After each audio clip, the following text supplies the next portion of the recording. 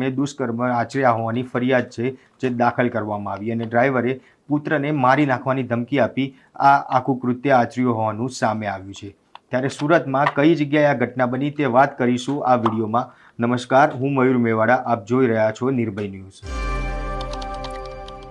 સુરતના પર્વત પાટિયા વિસ્તારમાં રહેતી 33 વર્ષીય મહિલાએ એક ખાનગી બસના ડ્રાઈવર સામે દુષ્કર્મની ફરિયાદ નોંધાવી છે। ફરિયાદમાં જણાવ્યું છે કે તેના 7 વર્ષના પુત્ર સાથે તે 14 સપ્ટેમ્બરના રોજ લાઠીથી જે સુરત સરથાણા જઈ રહી હતી ત્યારે એક ખાનગી બસની અંદર જે જઈ રહી હતી ત્યારે બસ ડ્રાઈવરે તેની ઉપર 2 વાર દુષ્કર્મ આચર્યું હોવાની ફરિયાદ છે જે સુરતના કપોદરા પોલીસ સ્ટેશનમાં દાખલ કરવામાં આવી છે।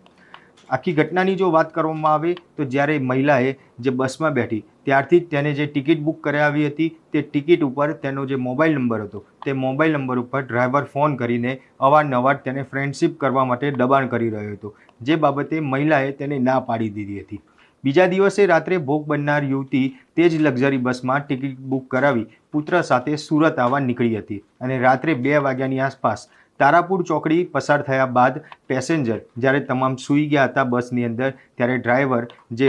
બીજો એક અન્ય ડ્રાઈવર જે બસ ચલાવી રહ્યો હતો અને જે મેન ડ્રાઈવર છે તે જે આ મહિલા છે તે મહિલાના સોફા ઉપર જે બેસી ગયો અને તેને શારીરિક સંબંધ બાંધવા માટે દબાણ કર્યું હતું અને તેનો બાજુમાં જે 7 વર્ષનો દીકરો સૂઈ રહ્યો હતો તેને મારી નાખવાની ધમકી આપી હતી અને તે ધમકી આપ્યા બાદ આ મહિલા ઉપર ડ્રાઈવર દ્વારા દુષ્કર્મ છે તે આચરવામાં આવ્યું હતું અને આ દુષ્કર્મ ચાલુ બસે એકવાર નહીં પરંતુ 3 કલાકની અંદર 2 વાર આચરવામાં આવ્યું હતું અને સાથે સાથે ડ્રાઈવર દ્વારા એવી ધમકી પણ આપવામાં આવી હતી કે જો કોઈને આ વાત કહેશે તો તેના દીકરાને તે મારી નાખશે। સવારે જ્યારે કપોદરા ખાતે જ્યારે આ બસ પહોંચી અને મહિલા જ્યારે તેના પુત્રને લઈને બસમાંથી ઉતરી ત્યારે તેના પતિ જે તેને ત્યાં લેવા આવ્યા હતા તે ઘરે ગયા બાદ તેના પતિને આખી ઘટના વિશે જાણ કરવામાં આવી ત્યારે તેના પતિએ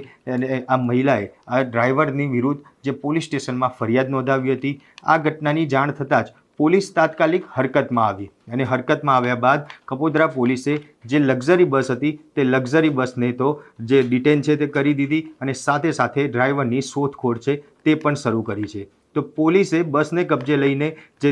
FSL તપાસ છે તે પણ કરાવી અને સાથે સાથે ડ્રાઈવર કે જે આ બસનો માલિક છે તેને પણ પૂછપરછ માટે બોલાવ્યો અને ડ્રાઈવરની શોધખોળ છે તે પણ શરૂ કરી। અલગ અલગ ટીમો બનાવીને પોલીસ દ્વારા જે આ ડ્રાઈવર છે તેને શોધવામાં આવી રહ્યો છે। આ કામે હકીકત એવી છે કે આ કામે ભોગ બનનાર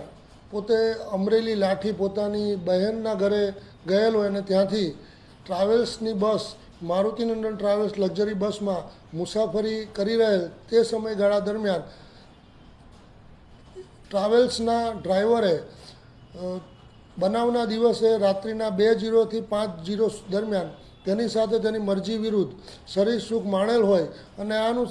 અન્વયે જો તું કોઈને હકીકત જણાવીશ તો હું તને જાનથી મારી નાખીશ તેવી ધમકી આપેલ હોય, જે અનુસંધાને ભોગ બનનારે અત્રે કાપોદરા પોલીસ સ્ટેશન ખાતે ફરિયાદ આપતા તેઓની ફરિયાદ હકીકત લઈ અને હાલ આ ગુનાની તપાસ second point Shri MR Solanki Kapodra police station નવો કરી રહેલ છે। આ કામે હકીકત એવી છે કે આ મહિલા અત્રેના સુરત શહેર ખાતે રહેતા હોય અને તેઓ પોતાની બહેનના ઘરે તારીખ 14/9/2024ના રોજ ગયેલ હોય અને પરત જ્યારે ગયેલ ત્યારે આ ડ્રાઈવર સાથે સંપર્કમાં આવેલા અને મોબાઈલ નંબરથી કંઈક વાતચીત કરવા માટે ડ્રાઈવર તેઓને દબાણ કરતો હતો તેવી હકીકત તેઓએ ફરિયાદમાં જણાવેલ અને પરત ફરતી વખતે પણ આ જ બસમાં તેઓ આવેલા અને તેની સાથે આ દુષ્કર્મનો બનાવ। ત્યારે અહીંયા સવાલ ગુજરાત પોલીસ અને ગૃહમંત્રી ઉપર ઊભા થઈ રહ્યા છે એટલા માટે કે હવે ગુજરાતમાં ખરેખર બેન દીકરીઓ સુરક્ષિત છે? ના, નથી। હવે ગુજરાત ધીમે ધીમે દિલ્હી જેવું બની રહ્યું છે।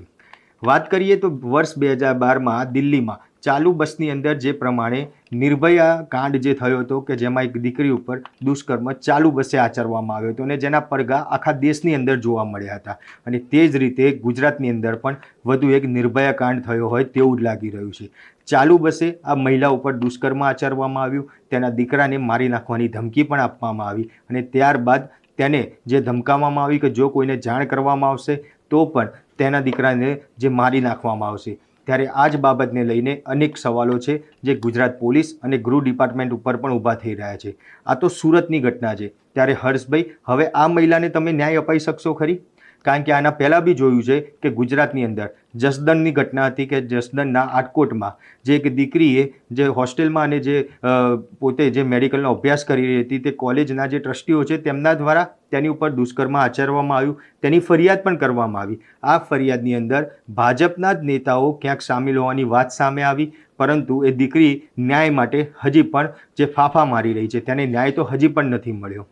ત્યારબાદ દાહોદની અંદર ઘટના સામે આવી કે જેમાં 6 વર્ષની બાળકી ઉપર તેના જ સ્કૂલના આચાર્ય દ્વારા જે દુષ્કર્મ કરવાનો પ્રયાસ કરવામાં આવ્યો અને તેને મારી નાખવામાં આવી. ત્યારે તે પરિવાર છે તે પણ હજી ન્યાય માટે ફાંફા મારી રહ્યો છે અને હજી સુધી ભાજપનો એક પણ નેતા ના હર્ષ સંઘવી જે આ પરિવારની વહારે આવ્યું હતું. આમ તો કોઈ પણ ગુજરાતની અંદર ઘટના બને ત્યારે હર્ષ સંઘવી તરત જ સામે આવી જતા હોય છે અને જે કહેતા હોય છે કે કોઈ પણ ચમરબંધીને છોડવામાં નહીં આવે, ગમે એવો આરોપી હશે તેને કડકમાં કડક સજા છે તે આપવામાં આવશે. પરંતુ જ્યાં આ દુષ્કર્મની ઘટનાઓ સામે આવતી હોય છે ત્યાં ગાડી હર્ષ સંઘવી ઉપર સવાલ છે તે ચોક્કસ ઊભા થાય છે, કારણ કે આ ગુજરાતની અંદર જે પ્રમાણે દિન પ્રતિદિન દુષ્કર્મની ઘટનાઓ વધી જાય છે તેની ઉપરથી ચોક્કસ એવું સાબિત થાય છે કે હવે ગુજરાતની અંદર પણ બહેન દીકરીઓ સુરક્ષિત નથી.